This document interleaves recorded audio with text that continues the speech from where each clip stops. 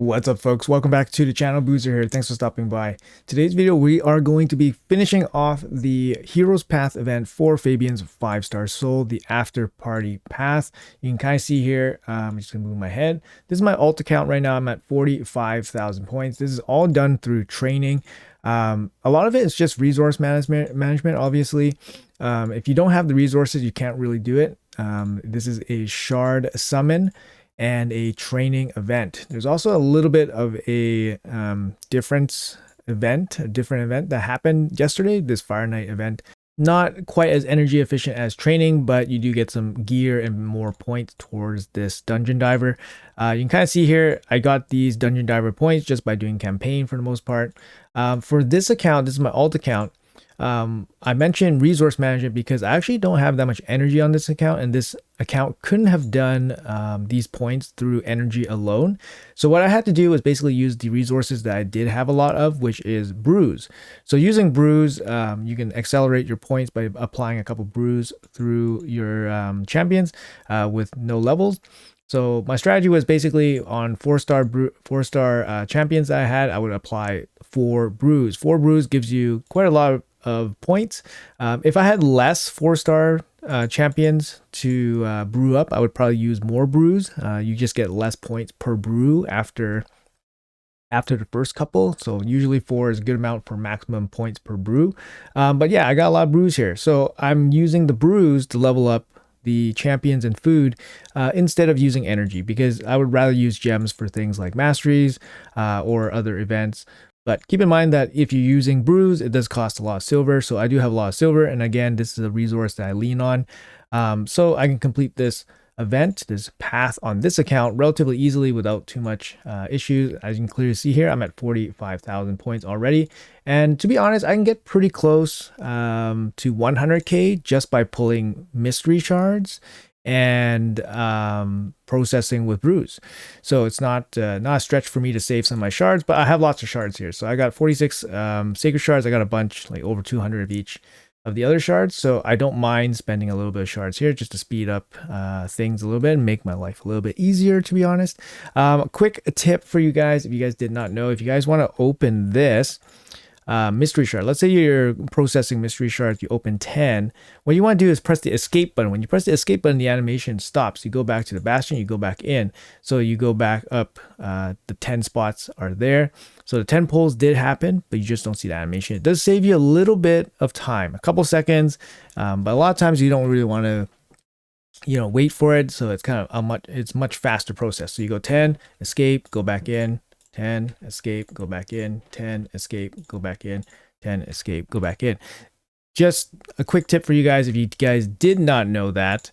I'm sure you guys are aware of these little tips. But yeah, so I've been doing that for a little bit with my mystery shards. And yeah, just processing the small stuff, the 1s and 2s. Usually for the 1s, I don't really bother just for my sanity. So for the 1s, I instant upgrade, for example. And then for the 2s, I would use the brews and then rank them up, of course. If I had more energy, I would probably run the campaign just for, silver and dungeon points and all that stuff. But like I said, on this account, I don't have that much energy or that energy I want to spend. So anyways, I'm going to pull some shards on this account, and then I'm not going to pull to the fullest, but I'm going to pull enough, and then I'm just going to finish it with training and brews for the next 2 days. So on this account, I will be pulling, I believe 10. I'll pull 10 sacred shards. 10 sacred shards will put me at about 90,000. 90,000 leaves me about 10,000 to complete with training alone for the next 2 days. So I'll do that after off camera. So let's do our 10 sacred shard pulls on this day. If you guys are not aware, there is multiple days of progressive events. If you guys look on the right hand side here, this infograph shows you what's going to come tomorrow. So today we have the Prince Kaimar, Theodore, Mashal, Tomb Lord, and Bad L. And then for the voids, we have White King, Valkanen, and Hegemon. They have various degrees of how good they are. Obviously, situationally, some are very, very good. And then tomorrow we have a separate set. Obviously, we have Underpriest Brogni, Kaolite, the Ash Arrow, Herndig, Oella, Mishinaki. And then for the voids, Acrizia, Emek, Torment. personally, I think today is a stronger pool. And, you know, if I were to pull any of these non-void legendaries, I would probably want, you know, like a Theodore would be nice. I wouldn't mind like a second Mashal, second Tomb Lord, second Bad L, second Kaimar just for faction guardians. But I don't have Theodore on this account. So that's kind of why I am pulling on this account. So we'll put Theodore here for confirmation. I'm not going to be pulling Ancient Shards. Actually, we'll be pulling Sacred Shards. We'll be pulling for Theodore. And yeah, we'll do 10 pulls here. I got 46 Sacred Shards, so I'll pull down to 36. So let's do it. Pulling for 10. Actually, I should check my Mercy quickly before I go further. Let's check my Mercy quickly here. Some of you guys are curious how my Mercy... actually, my Mercy was not set up properly because I was in Japan. Okay, so we will just be pulling until we hit, and then the Mercy will reset. If you guys don't know how to use Mercy, it's going to be off RSL Helper. I can provide a link in the video. And yeah, let's see. 10 Sacred Shards. Meta Mage, great epic. Great for a lot of content. Solos, Dragon, great for Clan Boss, great for Amius, great for Doom Tower, great for bosses in general, decrease attack, decrease defense. Crypt Witch, no thank you. Such an interesting design. Still no Lego. Let's see. Faija. She's a damage dealer. Never seen her do damage.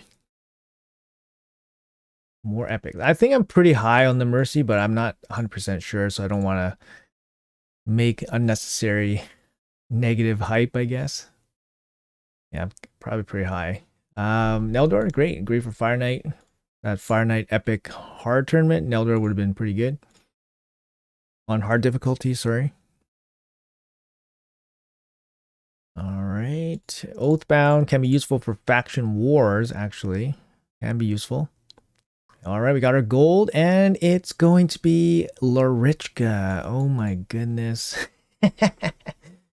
Larichka. She was, I believe, buffed. Yeah, single target 2 hits. Got some chance to steal buff. Got the fill turn meter. It's got the A2 here. AoE decrease resistance, decrease accuracy for 2 turns, and a turn meter fill for each debuff placed. So you can potentially place, 8 to 10. And then that means you could, have a massive turn meter fill, like 80 to 100% turn meter fill. But it's on herself, right? So it's on herself. Decreased resistance, generally not great because the champions that you want to put decreased resistance on have really high resistance. Therefore, you need really high accuracy. So until they put a decreased resistance that can't be removed, I don't find this that, reasonably useful. The A3 on her, block debuffs, increase accuracy, also fills by 20% turn meter. I mean, she can be a turn meter booster, I guess, with a 20% boost here. So you can go block debuffs, accuracy up, and a turn meter boost. Can be useful, right? You lead into maybe like a bomb champion or something. And then her passive here fills this champion's turn meter by 5% each time an ally buff is removed, transferred, stolen, and expires. So she gets a chance to cut in, I guess. But what is she gonna do if she cut in? I guess do this, but it's not a cleanse or anything. So it's kind of a weird kit, right? Like she has opportunity to boost her own turn meter, opportunity to cut in, but she doesn't really do anything with that additional turn meter. I mean, you can A1 and try to steal stuff. Anyways, if you guys know my channel, Great Hoof Larichka was the only fusion I've ever voluntarily skipped, like on purpose. Mainly because I believe there was 3 summoning events for this champion, and I believe there was no flexibility to skip. And I said this champion was so bad, I did not want to do that, and I just protested and did not do it on both my accounts. Yeah, and I think they fixed her subsequently. They fixed her a little bit, but I think she's still not great. Anyways, long story short, sadness. She might be the only one on this account, actually. All right, so Mercy has reset after a long while. Only 6% chance to pull a legendary, so it's not, Not anything. Seeker, excellent, excellent. Epic here. Yep, our mercy has reset. So double check our points here. 89,000. We need about 100,000. Do I want to grind 10,000 points worth of training? I kind of don't, to be honest. Maybe we'll pull one more and then I'll stomach the rest. Let's pull one more sacred shard. And then I'll stomach the rest. No Lego. So one Lego, and it's Larichka, Great Hoof. Not a very good champion. Also in a faction that my faction guardians is full, and she's my first one, so it doesn't matter anyways. Yeah, very unimpactful, very sad pull on this account. We are at just about 95,000 here. And yeah, we can finish it up with just some training and mystery shards and brews after. So let's hop over to the main account and we'll do the pulls over there as well. All right, guys, we are on the main account right now. And a little bit of a different story on this account. We have lots of energy, but we don't actually have a lot of brews. So the training portion of this event, we will be doing using energy and in campaign. You can kind of see here, we're at 20,000 after party points. My goal is to try to reach 30,000 from basically training. And I will do the rest from pulls. So I'm going to be pulling 10 sacred shards on this account. We have less shards on this account. We have 20 sacred shards on this account. And you know, I just want to save some shards leading into April. But yeah, make no mistake, this event is super, super expensive. Also, like I said, the progressive event today, I slightly favor a little bit more as opposed to tomorrow. Now, for these champions, personally, I want a Night Rev that is, you know, I wouldn't mind a dupe Tomb Lord. This will give me something for my faction guardians. My demon, I believe, demon and undead. I think my demon is full and my undead is full. So having the Night Rev option here is probably the best. And I'm going to pick Tomb Lord here since I do have a dupe of Tomb Lord.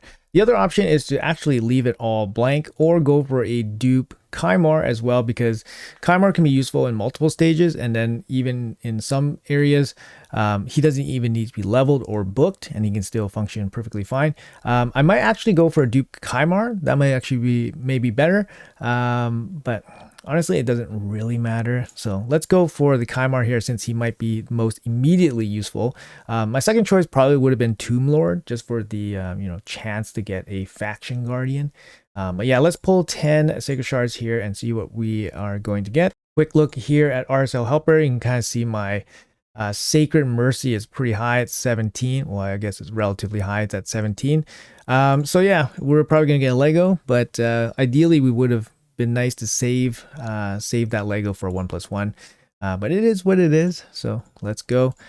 Can't really be too bothered training on 2 accounts. Oh, there we go. We got right away, and it's going to be Bells the Reckoner. Okay, Bells the Reckoner. We have Bells. Yes, so this is a dupe. So, you know, faction guardians, I guess, for orcs. So A1 decreased defense, not too bad. It has a little bit of boosted damage here for his decreased defense. He also has a steal, a 3-turn steal with a leech, so a double hit 3-turn steal and a leech. And then he places AoE block buffs. We'll repeat the double. We'll get a double hit if there's leech, and then his A3 places block buffs and leech. So it's kind of nice that he applies the leech and then he can benefit from the leech.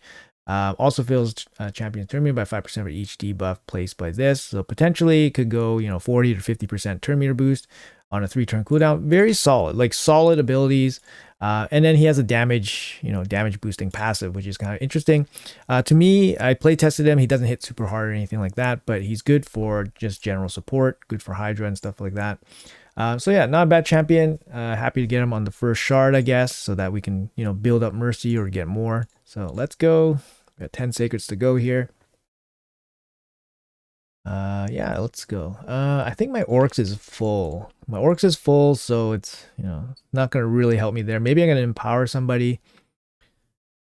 Bone Keeper, super useless. Super useless. Even for brand new players. It's crazy. Like Zolotyle, A1 sleep. 40% chance to sleep, shield, continuous heal on a 4-turn, 5-turn, AoE, sleep. Just awful. I forgot what this guy did. I was just like, wow, just awful. Just awful. Like, yeah, sure, the sleep stuff, but man, like, sleep is, not really relevant, especially with like not 100%. So bad. Lady Atessa, like, these are really bad epics. All right, come on. Can we squeeze one more? Let's squeeze one more Lego. Let's squeeze one more Lego. 10 sacred shards. Can we do it? No.